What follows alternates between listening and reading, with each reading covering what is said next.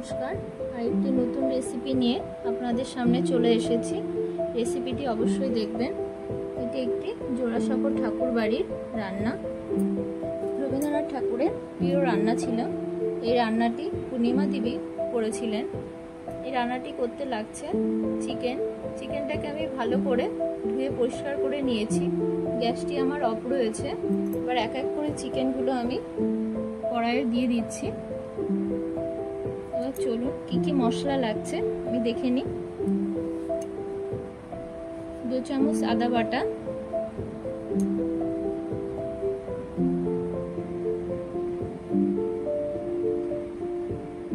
2 চামচ রসুন বাটা, আর 1 চামচ পেঁয়াজ বাটা, আর ঝিরিঝিরি করে পেঁয়াজগুলো আমি কেটে রেখেছি সেগুলো আমি দিয়ে দিচ্ছি। এই রান্নাটি টক দই লাগবে। এখানে জিরে আর ধনে আমি পেস্ট করে নিয়েছি। আপনাদের কাছে গুঁড়ো মশলা থাকলে আপনারা গুঁড়ো মশলাটাও দিতে পারেন, কোনো অসুবিধা নেই। আমি বেটে নিয়েছি, বেটে নিলে স্বাদটা আরও ভালো হয়। এখানে আমি লাল লঙ্কার গুঁড়ো, স্বাদ মতন নুন, আর এখানে 150 গ্রাম মতন টক দই আছে। এই রান্নাটি কোনো জল ব্যবহার হবে না, টক দই দিয়েই রান্নাটি করা হবে। এবার ঘি দেব। রান্নাটিতে তেল ব্যবহার করব না। এবার আমি ভালো করে মাংসটিকে মাখিয়ে নেব যাতে মশলাগুলো মাংসের গায়ে ভালো মতন লেগে যায়। প্রায় 4-5 মিনিট ভালো মতন আমি এটিকে মাখাবো। ভালো মতন মাখালে পারে মাংসটির স্বাদটি আরও দুর্দান্ত হয়। আপনারা এইভাবে রান্না করে দেখবেন। এবার আমি কেটে রাখা আলুগুলো আমি মাংসের মধ্যে দিয়ে দিচ্ছি। আলুটাকেও আমি ভালো করে মাখিয়ে নেব। এটি খুব চটজলদি রান্না। ব্যস্ততম সময়ে আজকাল মানুষের কাছে সময় খুব কম। আপনারা অল্প সময়ের মধ্যে এই রান্নাটি করে ফেলতে পারেন। খেতেও স্বাদেও দুর্দান্ত। খুব কম উপকরণ দিয়ে, ঘরে থাকা জিনিস দিয়েই আপনারা এই রান্নাটি করে ফেলতে পারেন। কোনো বাইরে থেকে কোনো জিনিস আপনাদের এক্সট্রা কিনতে হবে না। এবার গ্যাসটি আমার অন করে দিলাম। এবার আমি এটিকে 7-8 মিনিটের জন্য ঢেকে করতে দেব। 7-8 মিনিট পর আমি এটিকে আবার দেখব কেমন হয়েছে। মাঝে মধ্যে এটাকে আমাকে দেখতে হবে যাতে তলায় না ধরে যায়।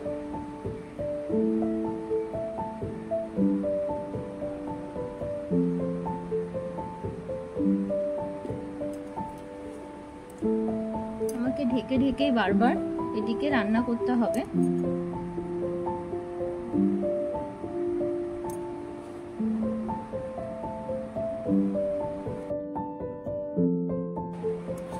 আপনারা এই রেসিপিটি বাড়িতে করে সবাইকে খাওয়াবেন।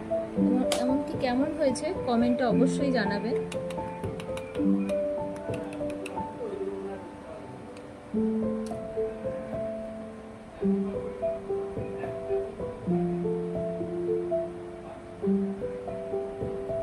ভালো করে নাড়তে হবে যাতে তলায় না লেগে যায়।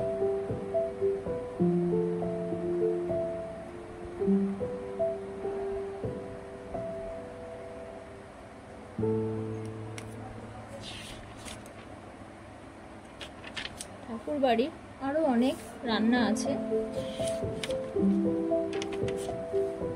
আপনাদের সামনে।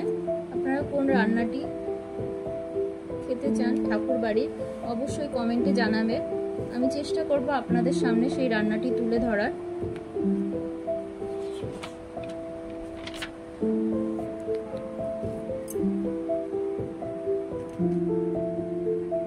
আমি আবার ঢেকে দিয়েছি।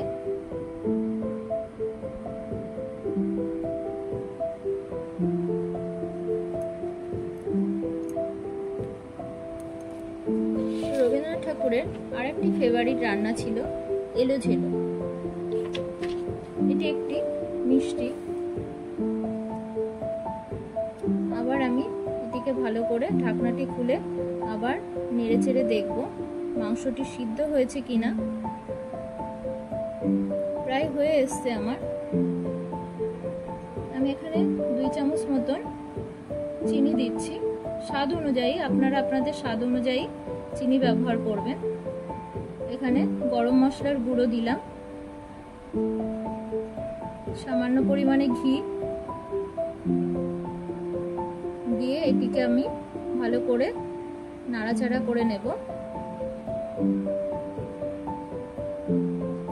এবার কাঁচা লঙ্কা চেরা দিলাম।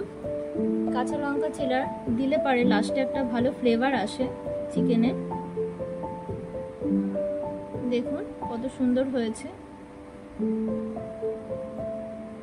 এবার আমি একটি বাটিতে তুলে নেব। আপনারা অবশ্যই কিন্তু এটি রান্নাটি করে দেখবেন।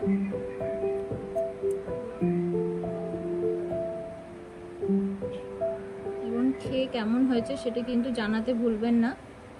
আবার আরেকটা নতুন রেসিপি নিয়ে আপনাদের সামনে আসবো।